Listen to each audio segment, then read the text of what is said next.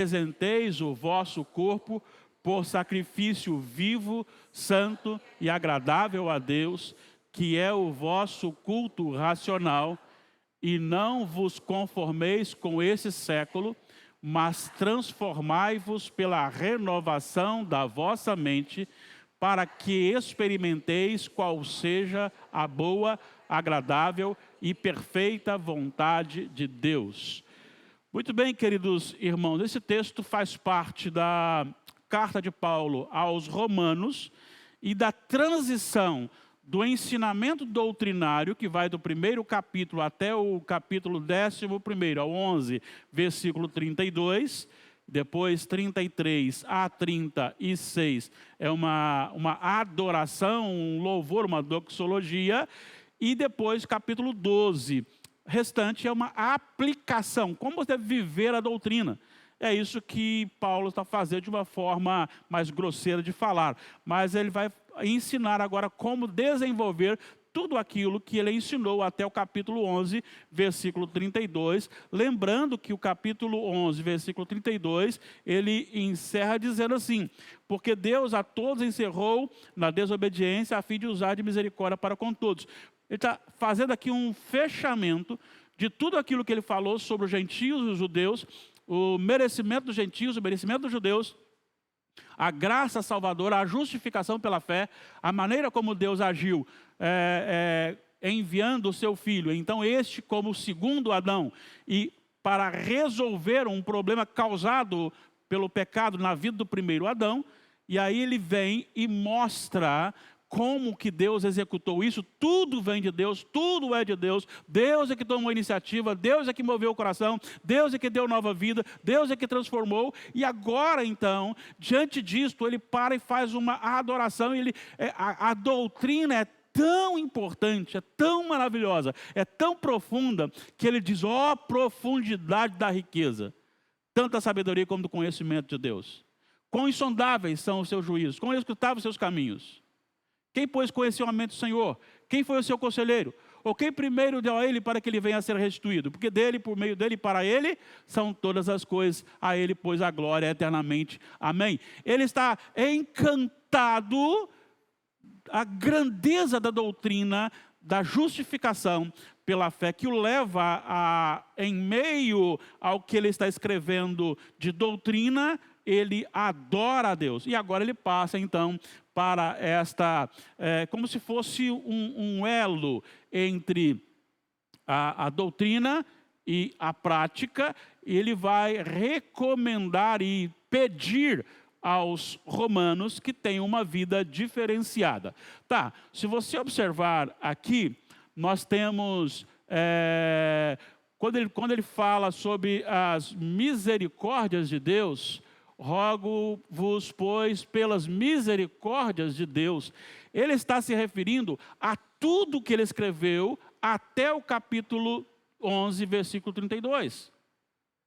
Ele está mostrando para as pessoas que olhem para o que Deus fez com vocês, como Deus fez com vocês, como Deus lhes salvou, como Deus lhe declarou justos, e em cima disso, apresentem o vosso corpo, o corpo de vocês, por sacrifício vivo, santo e agradável a Deus, que é o vosso culto racional.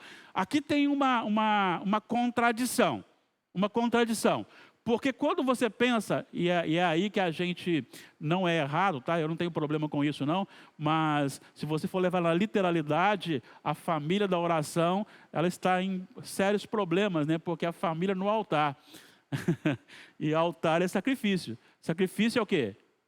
Morte. Sacrifício é morte. Então, quando fala que apresenteis o vosso corpo por sacrifício, a ideia de sacrifício é sacrificar, matar, morrer. Então, só que a ideia aqui, ele diz, sacrifício vivo. Como assim? Sacrifício vivo. Sacrifício vivo. E aí ele apresenta o corpo como sacrifício vivo, santo e agradável a Deus, como culto racional. Ele não diz para você buscar experiências sobrenaturais de êxtase. Ele não diz isso. Ele diz para que você viva como sacrifício diante do Senhor. E aí nós vamos ver qual que é esse sacrifício. Mas antes, por gentileza, abram para mim primeiro livro de Samuel, capítulo 15, versículo 22. Primeiro livro de Samuel, capítulo 15, versículo 22. E leiam bem forte, por gentileza. Leiam todos juntos, porque nós precisamos fazer com que estão em casa ouçam. 1 Samuel 15, 22. Podem ler.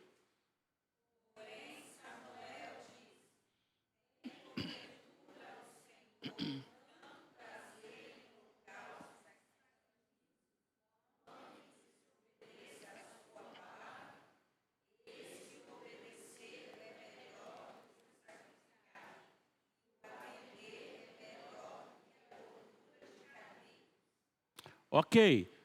Deus prefere a obediência ao sacrifício.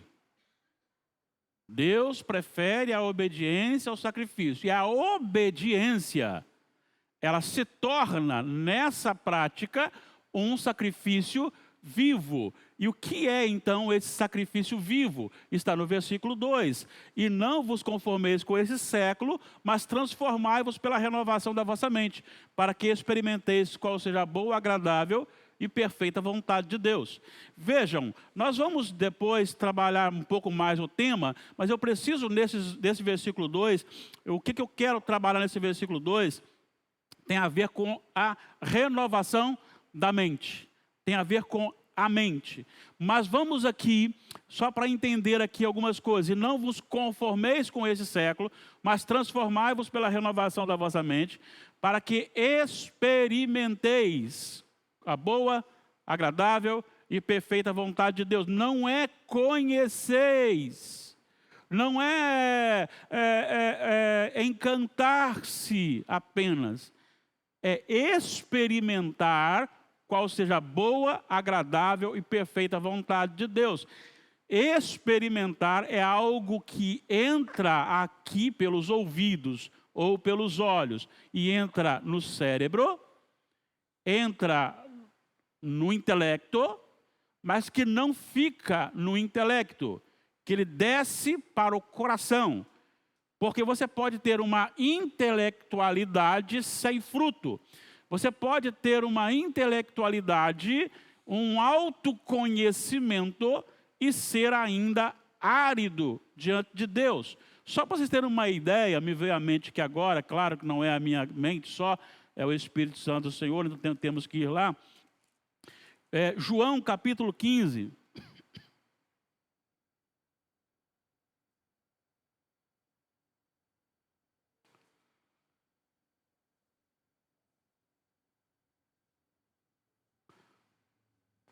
Versículo 8. Vamos ler juntos? Leiamos. Nisto é glorificado meu Pai, em que deis muito fruto, e assim vos tornareis meus discípulos. Veja, quando você tem o experimentar de Deus na vida, e você começa a produzir frutos, Deus é glorificado. Deus é glorificado no fruto que você produz. Que fruto é este? A obediência. E então nós vamos trabalhar algumas coisinhas aqui para a gente entender mais um pouquinho sobre... eu acho que nós estamos sem bateria aqui mesmo.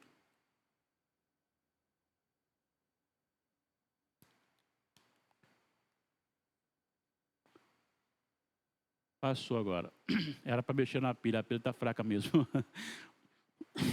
O credo apostólico, ele é necessário, então nós vamos tentar responder isso de algumas maneiras, tá? Como parte introdutória, primeiro, a questão do nosso coração corrompido. Por causa do nosso coração corrompido, nós podemos adulterar uma convicção à medida que o tempo vai passando. E à medida que o tempo vai passando, e quando nós queremos adequar aquilo à nossa própria própria vontade, para nos satisfazer.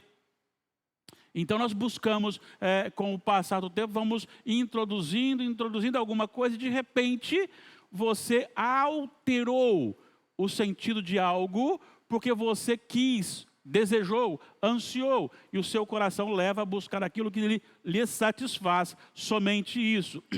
Dificilmente um projeto, ele se mantém original com o passar do tempo e o envolvimento de muitas pessoas. É muito comum acontecer, seja um partido político, quando eles começam, seja um ministério das igrejas que nasce com o ministério de uma pessoa, né? Você tem, por exemplo, entre tantas, né? Você tem a Batista Lagoinha, que é um ministério próprio, que desenvolveu o seu ministério, e você tem, então, quem está organizando, ele às vezes tem um desejo, uma visão, mas com o tempo que a igreja dele começa a crescer, pessoas vão chegando e vão trazendo coisas novas e outras lideranças vão surgindo, e de repente aquele princípio estabelecido, ele deixa de existir ou fica danificado. Isso também acontece com partidos políticos. Já ouvi muitas pessoas dizendo, quando o partido tal começou, o objetivo era esse, a finalidade era essa, e hoje se perdeu. Por quê? Porque vão chegando outras pessoas, outros pensamentos. Então isso vai mudando a mente das pessoas, mudando a mente e o coração. É muito comum pessoas falarem que a igreja, ela se adequa, de certa forma, ao ministério do pastor, embora ele não imponha isso. Mas a maneira como ele pensa, prega e anuncia, isso acaba, de certa forma, conduzindo a uma parte da igreja. Por quê? Porque nós somos levados a isso. E se não faz o correto, vamos pensar que eu tenho uma linha, e a minha linha já há bem tempo, vocês sabem disso, é a exposição das Escrituras Sagradas, somente isso, né? Eu tomo para mim as palavras de Paulo, quando ele disse que, embora ele soubesse, ele não usaria palavras rebuscadas de bajulação e tudo mais, apenas pregaria Jesus Cristo. O meu desejo é que essa igreja realmente, como está aqui hoje, bonita, cheia de vida, e cresça mais e mais nas Escrituras Sagradas. Isso não impede nenhum outro programa lógico. Vamos fazer um retiro, vamos fazer um encontro. Não impede não. Mas a motivação seria as Escrituras Sagradas, né? Mas vem uma outra liderança, essa liderança conduz o povo automaticamente, aquelas pessoas que pensam iguais, que estão fora, começam a chegar e vai também mudando o curso. Então nós somos assim, nós somos adulterados com o nosso princípio, à medida que as coisas vão acontecendo. Então, dificilmente um projeto se mantém no original quando pessoas vão chegando e o tempo vai passando. Então, elaborar uma declaração ela é necessária para a manutenção do projeto original. Então, quando você estabelece ali, toda vez que começar a sair daquilo ali, está fora disso aqui. Então, é uma maneira de manter-se no projeto. Por isso, o credo apostólico, ele é essa confissão que nos oferece essa permanência nas doutrinas apostólicas. Muito bem, esse texto ele tem então, como nós já falamos, um chamado à santidade de vida. Então ele chama para embasar as misericórdias, ele nos chama a oferecer o nosso corpo por sacrifício vivo, santo e agradável a Deus, que é o nosso culto racional. De que forma nós fazemos isso? Não nos conformando com o mundo, com esse século, mas nos transformando na mente, para que possamos experimentar a boa, perfeita e agradável vontade de Deus. Vejam, quando nós estamos aqui dentro dessa visão, nós estamos dentro disso aqui, ó. A importância da mente. A mente, ela define, primeiro, quem somos. que significa isso? Bom, porque é gerado em mim um pensamento, e esse pensamento ele é carregado de convicções. E essas convicções mostram quem eu sou. Quem eu sou. Você começa a conversar com uma pessoa, e à medida em que ela vai desenvolvendo o que ela acha de A, B, C, D, assuntos variados, é o que ela é. Você começa a conversar com uma pessoa e ela olha as demandas da sociedade e começa então a dizer, olha, sobre o tema tal, a minha posição é isso, eu penso sobre isso, isso, isso e isso. Então, naquele momento, o que ela pensa está determinando o que ela é. Ela pode até ser convencida, mas para ela ser convencida, a primeira coisa que tem que acontecer é mudar o pensamento. Aí ela vai pensar diferente. À medida que ela pensou diferente, ela deixou de ser aqui e passou a ser para cá. Mas continua dizendo e informando o que ela é. Então, a nossa mente define quem somos. A segunda coisa que a nossa mente faz também, uma vez que ela define quem somos, ela define o que nós vamos fazer. E você vai agir segundo o seu pensamento. Você vê algo e o seu pensamento define que decisão tomar sobre aquilo. Vamos pensar.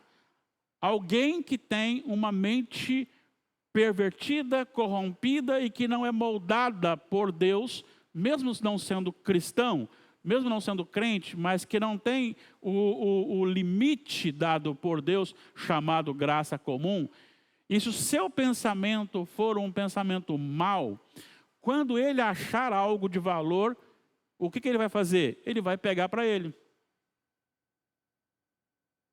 Agora, se você tem um princípio cristão, mesmo que você não seja cristão, mas se você tem um princípio cristão, algo de Deus na sua vida, você não vai tomar aquilo que não é seu. Então, o pensamento definiu quem eu sou, mas também define agora o que faço. E aí ele vai desenvolvendo a minha vida de acordo com aquilo que eu penso. E também ele nos faz e define para quem nós fazemos as coisas. Então, quem somos, o que fazemos e para quem fazemos. Por quê? Só existem duas forças neste mundo. E é aqui que entra um grande perigo para a igreja. Porque Satanás não vai chegar para você e falar assim, abandona Jesus, ele não vale nada. Ele pode falar isso para lançar nos mais fracos lá algumas coisinhas, mas nos crentes ele vai falar bem de Jesus. Ele não vai chegar falando mal de Jesus, mas ele vai devagar colocando dúvidas no seu coração. Vamos provar isso? Vamos dar uma olhadinha em Gênesis, capítulo 3. Esse texto é um texto muito conhecido, mas ele mostra muito claramente a maneira como Satanás é astuto. Gênesis 3. Mas a serpente mais sagaz que todos os animais selváticos que o Senhor Deus tinha feito, disse à mulher, é assim que Deus disse, não comereis de toda a árvore do jardim. Veja bem, se ele falasse uma coisa mais certa, ele já começa falando para que ela seja obrigada a responder. Quando ele fala para ela assim, é assim que Deus disse, não comereis de toda a árvore do jardim,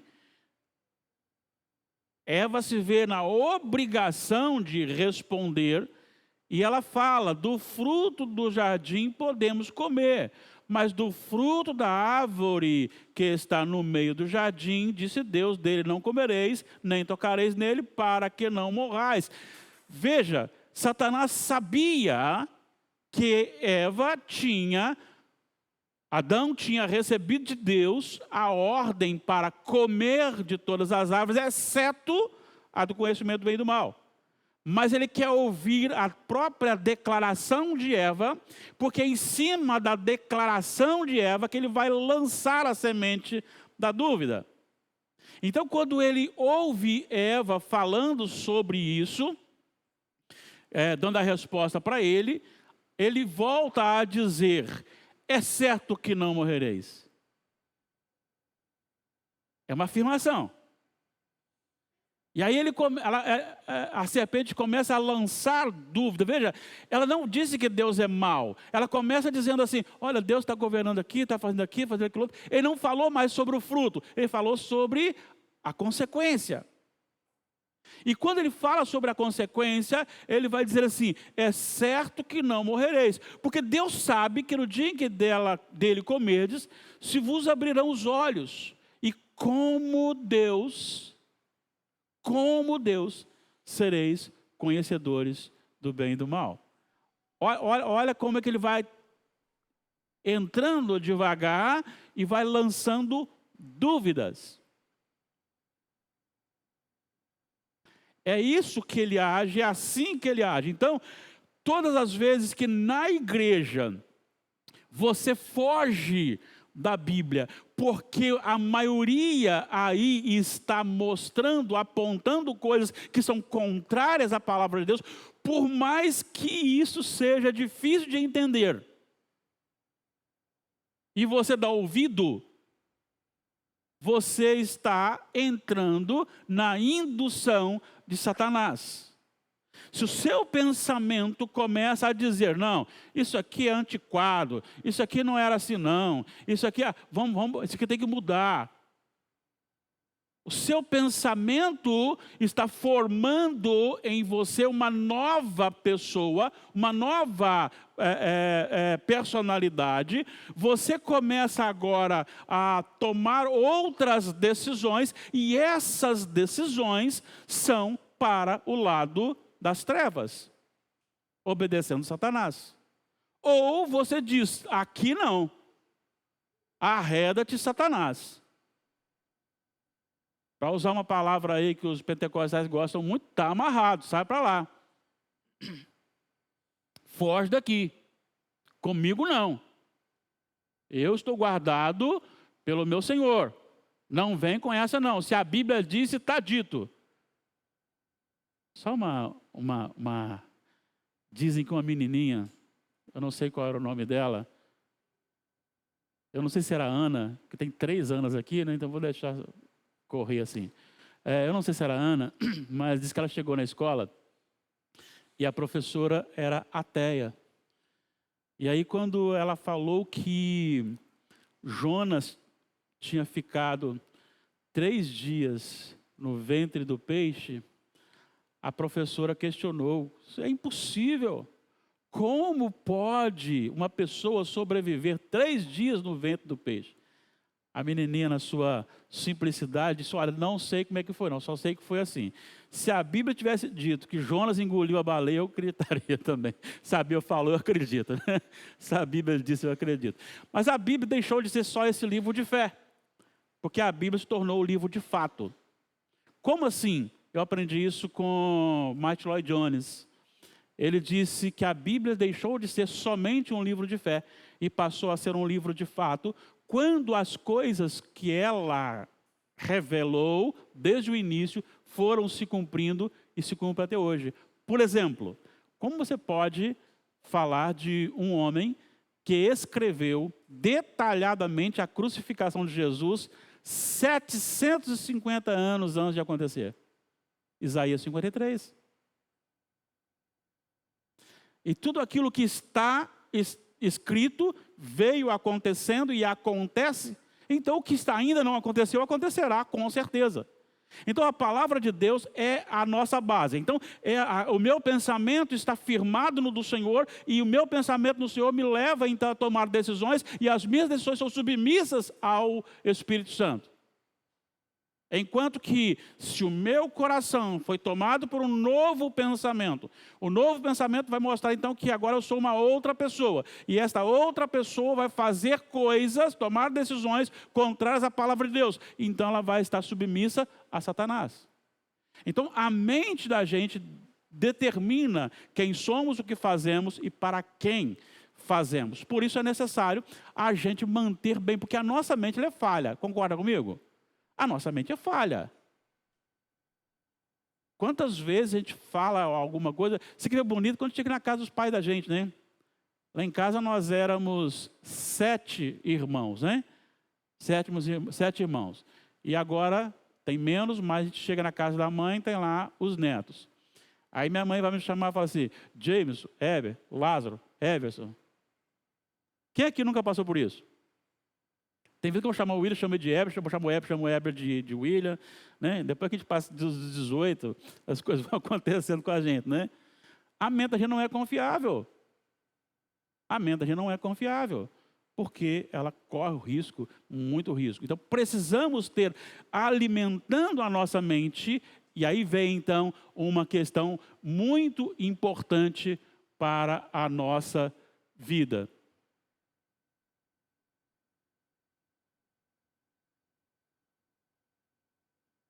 Eu aguardo. Tem que mexer de novo?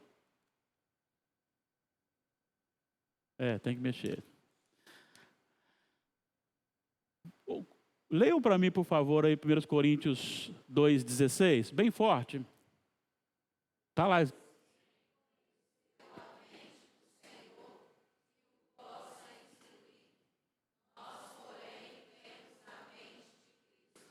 Nós, porém, temos a mente de Cristo. Você pode falar isso? Eu tenho a mente de Cristo. Vejam, devemos falar.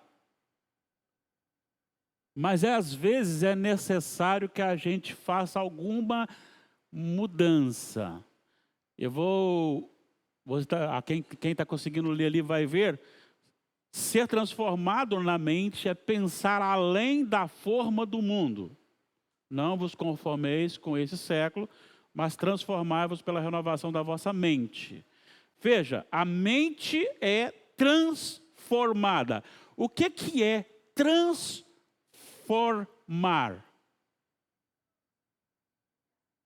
Oi?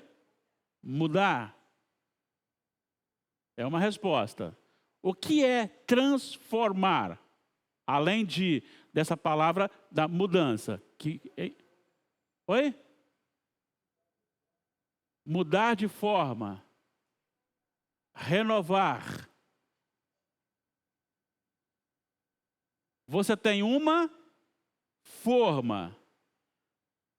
Conformar é o quê?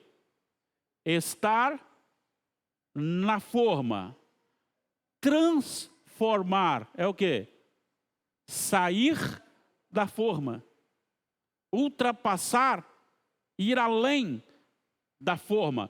E não vos conformeis com esse século, não entre na forma desse século, não permaneça na forma desse século, mas transformai-vos pela renovação da vossa mente. Aí, eu tenho uma citação aí de R.C. Sproul. Vamos lá? Aí, entre aspas aí. Pensar como Jesus pensa, acreditar nas coisas em que ele acredita, amar as coisas que ele ama e rejeitar as coisas que ele rejeita. Isso é ter a mente de Cristo. Agora, como é que nós alcançamos a mente de Cristo? Não está aí. Colossenses.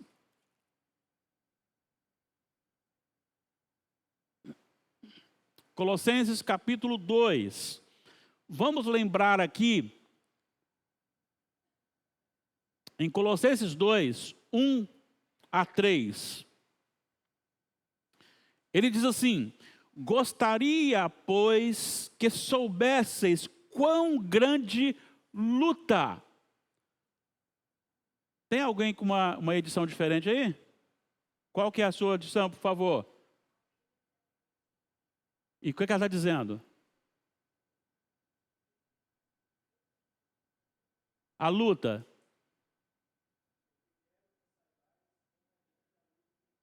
É luta também. Embora seja outra tradução, é luta também. Tem alguma tradução aí que fala outra coisa que não seja luta?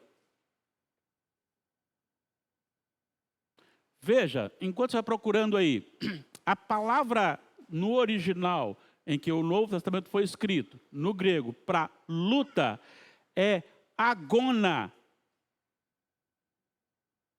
Agora pensa um pouquinho. Luta, agona, agonia. Agonia. O apóstolo Paulo está dizendo que mantinha, e aqui ele diz para quem? Por vocês, colossenses, também pelos laodicenses, e por quantos ainda não o tinham visto face a face, ele mantinha uma luta em agonia. Ele agonizava-se pelos seus. De que forma? Através de oração, através do ensino, através de tudo aquilo que promovia o que ele desejava. E o que ele desejava? Versículo 2.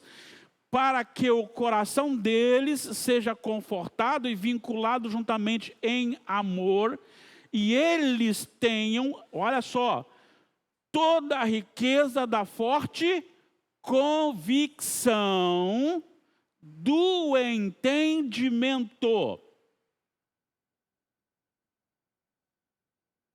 Sabe o que isso significa?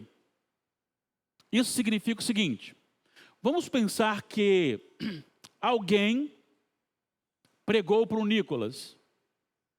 E o Nicolas, então, foi tocado pelo Espírito Santo, mas ele está muito, a Bíblia chama de neófito, né? Muito novo ainda. Então ele vê essa pessoa que pregou para ele como um modelo de vida para ele. Certo? Um modelo de vida. Então aquilo que essa pessoa fala para o Nicolas é algo muito verdadeiro. O Nicolas não vai nem assim pensar em questionar muito, porque ele acabou de se converteu por alguém que está mostrando Cristo para ele. Então ele fica encantado com Cristo e vê nessa pessoa uma pessoa firme.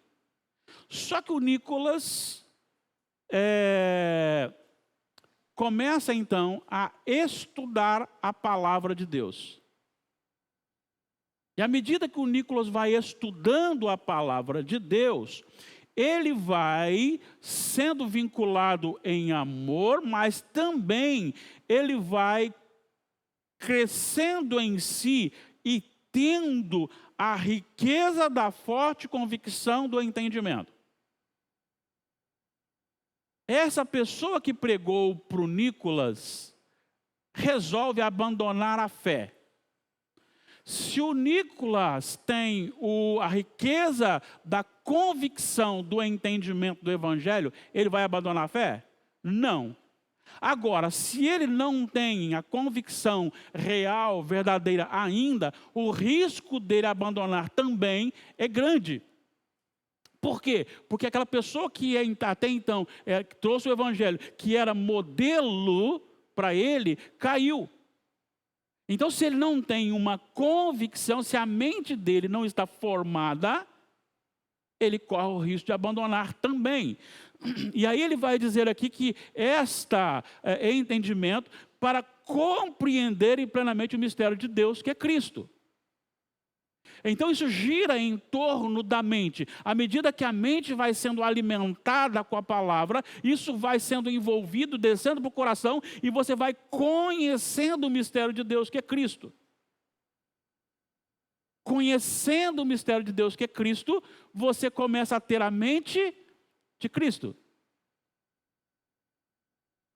É muito comum, todos aqui, seja na área teológica ou fora da área teológica também, se você começa ou a andar com uma pessoa muito, ou ler muito um autor, você começa a reproduzir as ideias dele. É muito comum isso. Palavras, termos. Você começa a falar, quem anda muito com o reverendo Hernandes vai usar assim, fico estupefato. Ele gosta de usar esse termo, não sei se agora está usando, tem muito tempo que eu não ouço, mas ele gostava muito de usar. Aí eu fico estupefato. Então, se você lê muito Hernandes, se você anda muito com ele, automaticamente esse termo vai surgir na sua boca. Por quê? Porque você está junto com aquela pessoa. Está lembrado dos discípulos quando chegaram em Antioquia? Eles foram chamados de quê? Cristãos. Por quê? Porque eles se pareciam com Jesus. Então, a mente vai sendo transformada mais e mais. Em que? Olha só o versículo. Jesus é o mistério. Agora, em quem? Jesus, né? Em Jesus, todos os tesouros da sabedoria e do conhecimento estão ocultos. Não é uma parte. Eu não preciso de mais alguma coisa. Na verdade, se nós lutarmos por conhecer mais e mais Jesus, é isso que ele falou, não vos conformeis, não fiquem na forma do mundo, transformam-se, saiam da forma para conhecer Jesus. E vão conhecendo Jesus, à medida que vai conhecendo Jesus, você vai tendo a mente de Cristo. E tendo a mente de Cristo, então você vai justamente pensar como Jesus pensa, acreditar nas coisas que ele acredita, amar as coisas que ele ama, rejeitar as coisas que amar as coisas que ele ama e rejeitar as coisas que ele rejeita. Vai ser automático. Vai ser automático. Então a sua mente precisa ser bem trabalhada para estar com Cristo. E a sua mente estará bem trabalhada quando você estiver no Senhor, e então você não vai ter problema com as novidades. Olha só os dois textos citados aí, um é Josué capítulo 1, versículo 8, e o outro Mateus 22, 29, só para a gente dar uma palavrinha aqui e a gente caminhar para o final. Vamos ler então Josué 1, 8? Vamos lá? Não cesses de falar deste livro da lei. Antes, medita nele dia e noite, para que tenhas cuidado de fazer segundo tudo quanto nele está escrito. Então farás prosperar o teu caminho e serás bem-sucedido. Não te mandei eu? Vejam, o sucesso do trabalho, da missão e do povo de Israel não estava naquilo que ele sabia, naquilo que ele era capaz de realizar, mas estava na lei de Deus. E a expressão aqui, tenhas cuidado de fazer segundo tudo quanto nele está, meditando de dia e de noite. O que isso significa? Qual o perigo que o povo de Israel corria se não ficasse lendo de dia e de noite a lei de Deus? Vai falar. Esquecer a lei de Deus. E fazer o quê? Opa, tem um cultinho maravilhoso ali que fica quente o negócio, acho que eu vou lá. É um bezerrinho, mas eu vou lá assim mesmo, né? Agora, se está na lei de Deus, não, bezerro não pode. Imagem não pode, isso não pode, a criação não pode, a criatura não pode, tem que ser a Deus. Como Deus blinda a mente do seu povo, fazendo com que este povo medite de dia e de noite na sua palavra. Porque ela é a régua. Mateus 22, 29, vamos lá? Jesus, porém, respondendo, disse-lhes, errais não conhecendo as Escrituras, nem o poder de Deus. Errais, não conhecendo as Escrituras, nem o poder de Deus. Se você não conhece as Escrituras, você erra. Quem não conhece as Escrituras vai ouvir o diabo pensando que é Deus. Vai ouvir espíritos imundos pensando que é Deus. Vai ouvir o sistema pensando que é Deus. Tomem muito cuidado. Tenham a Bíblia como a régua de vocês. Tenham a palavra de Deus como a única regra de fé e prática. Se alguém levantou fazendo um grande milagre, compare o que ele está, a vida dele, o que ele está ensinando com as Escrituras Sagradas. Se não tiver de acordo com as Escrituras Sagradas, isto é um falso profeta e um falso curador. Você está entendendo a questão? Não basta fazer coisas. Como é que você identificava o verdadeiro profeta no Antigo Testamento? Primeira coisa, tinha que acontecer o que eles profetizaram. Mas não era só isso. Precisava também olhar a vida desse moço. Como ele vivia, o que ele ensinava. Porque só assim autenticava a profecia.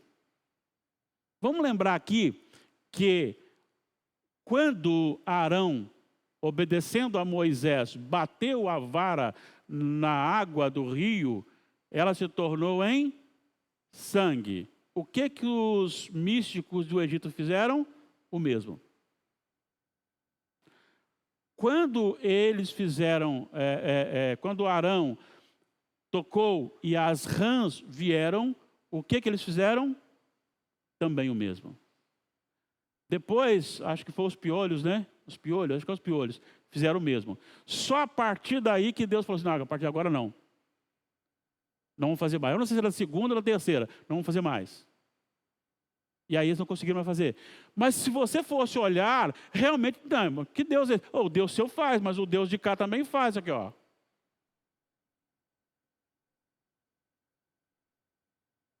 É necessário que o que está acontecendo esteja de acordo com as Escrituras Sagradas. É por isso que a confissão, ela é uma base das Escrituras, ou seja, o que os apóstolos criam nisso aqui pelas Escrituras Sagradas. Então nós reafirmamos isso e nós vivemos isso. E quando eu não conheço, eu erro. Por isso as Escrituras Sagradas são a régua que impede os desvios aparentemente bonitos. Tem muita coisa bonita, mas que não é de Deus. Tem muita coisa bonita, mas não é de Deus. Infelizmente, o místico chama muito mais atenção.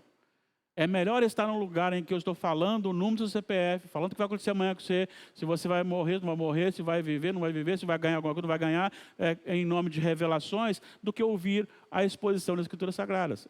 É muito mais prazeroso para qualquer um. Mas isso não é real. Real são as Escrituras Sagradas.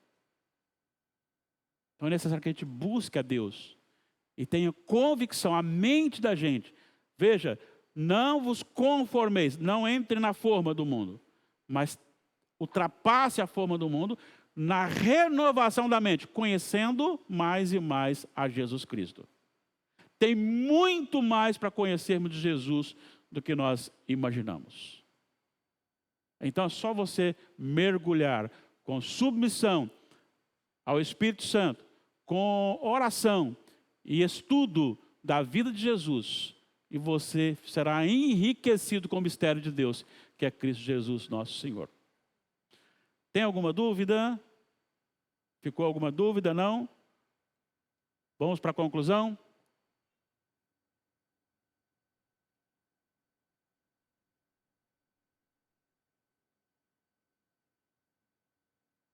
Eu não sei o que aconteceu, não. Por favor, volta na conclusão para mim, por gentileza. Isso, vamos lá. Conclusão.